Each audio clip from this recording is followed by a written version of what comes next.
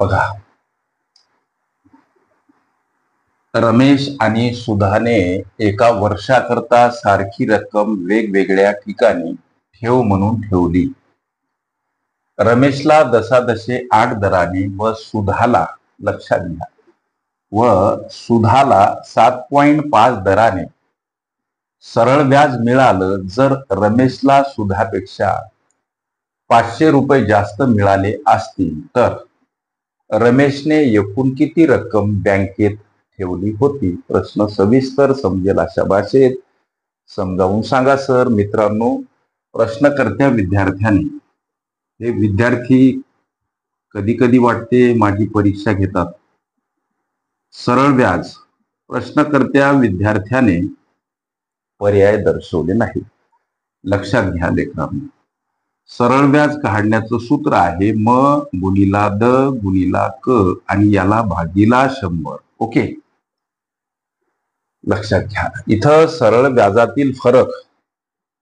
आता हे सूत्र कसं बदलते लक्षात घ्या. सरळ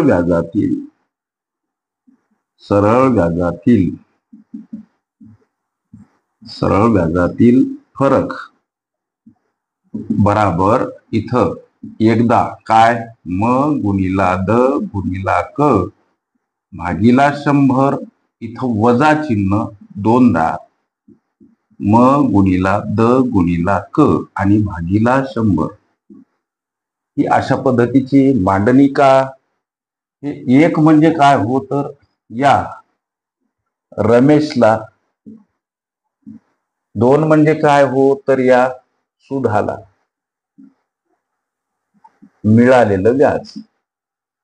आता प्रश्न निर्माण होतो की त्या दोघांनी कोणती रक्कम गुंतवली. रक्कम जर माहित असेल तर दोघांना मिळणार व्याजाचा दर दर्शवलेला आहे. रक्कम माहित असेल तर व्याज किती मिळेल हे कळेल, मात्र रक्कम माहित नाही.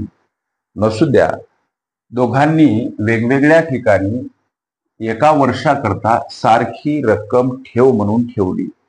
अर्थात दोघांनी, लक्षात घ्या, अर्थात दोघांनी ठेव म्हणून ठेवलेली, लक्ष द्या, रक्कम मित्रांनो एक्स समजू. ओके, आता या गणिताची मांडणी तुम्हाला कळाली. लक्षात घ्या, व्याजातील फरक. बघा, इथं रमेश आणि सुधाने एका वर्षाकरता सारखी रक्कम वेगवेगळ्या ठिकाणी ठेव म्हणून ठेवली. रमेशला दसादशे 8 दराने, सुधाला 7.5 दराने सरळ व्याज मिळालं. जर रमेशला सुधापेक्षा 500 रुपये जास्त मिळाले असतील तर रमेशने किती रक्कम बँकेत ठेवली होती? सुधापेक्षा रमेशला 500 रुपये जास्त मिळाले, म्हणजे दोघांना मिळणाऱ्या व्याजातील फरक किती हो? 500 रुपये. हे सूत्र लक्षात घ्या. हा फरक 500 इथं असा दर्शवा. पहिल्यानं या रमेशच्या सरळ व्याजाची मांडणी, त्यांनी गुंतवलेली रक्कम एक्स समजली. एक्स गुणिला रमेशला दसादशे 8 दराने सरळ व्याज मिळालं. एका वर्षासाठीची ही मुदत आहे. एका वर्षासाठी दोघांनी सारखी रक्कम वेगवेगळ्या ठिकाणी ठेव म्हणून ठेवली, म्हणून मुदतीचा कालावधी 1, छदस्थानी 100. इथं हे वजा स्वरूपात का मांडायचं, तर सरळ व्याजातील हा फरक म्हणजे वजाबाकी, अर्थात दोघांना मिळणाऱ्या सरळ व्याजातील फरक हा 500, म्हणून हे समीकरण वजा स्वरूपात. लक्षात आलं तुमच्या? लक्ष द्या. आता या सुधानं आणि रमेशनं सारखीच रक्कम ठेव म्हणून वेगवेगळ्या ठिकाणी ठेवली. ती रक्कम एक्स इथं गुणिला या सुधाचा जो दर आहे व्याज मिळण्याचा 7.5 गुणिला 1 भागीला 100. ओके, अशा पद्धतीची ही मांडणी. इथं 500 बराबर 8 गुणिला x 8x आणि त्याला गुणिला 1 म्हणजे 8x भागीला 100 वजा 7.5 गुणिला x 7.5x गुणिला 1 7.5x. ओके, भागीला 100. मित्रांनो लक्ष द्या, इथं 500 बराबर छेद समान आहे, छेदस्थानी एकटे 100 का, तर या दोन अपूर्णांकामध्ये प्रत्येकी 100 एक वेळा आला. किती वेळा? केवळ एक वेळा, म्हणून छेदस्थानी एक वेळा 100. 8x वजा 7.5x. ओके, याची वजाबाकी इथंच करून टाका. 8x वजा 7.5x, उत्तर येते 0. वाटल्यास इथं खाली घेऊ. 500 बराबर 0.5x भागीला 100. मित्रांनो लक्ष द्या. आता हे 100 इकडे येताना 500 सोबत गुणीला मांडावे लागतात. म्हणजे हा गुणाकार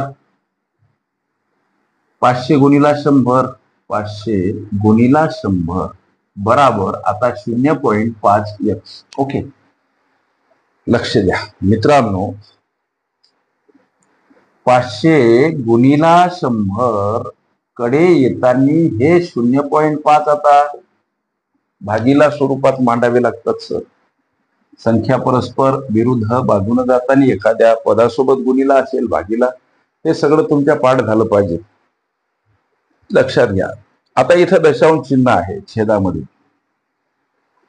दशांश चिन्ह छेदातलं काढायचं म्हणजे अंशामध्ये 0 घ्या. पण 0 किती घ्या ही संकल्पना तुम्हाला कळावी. दशांश चिन्हानंतर एक घर आहे, म्हणून एकावर एक 0 असलेली संख्या अंशामध्ये गुणीला घेतली म्हणजे छेदामधलं दशांश चिन्ह गायब. ओके, लक्ष द्या.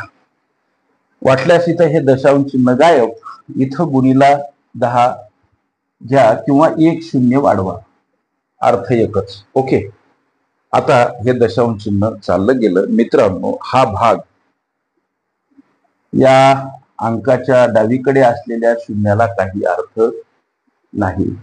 हा भाग 5 10 50, 5 10 50 हे 0 उरलेलं या 10 वर टाकून द्या.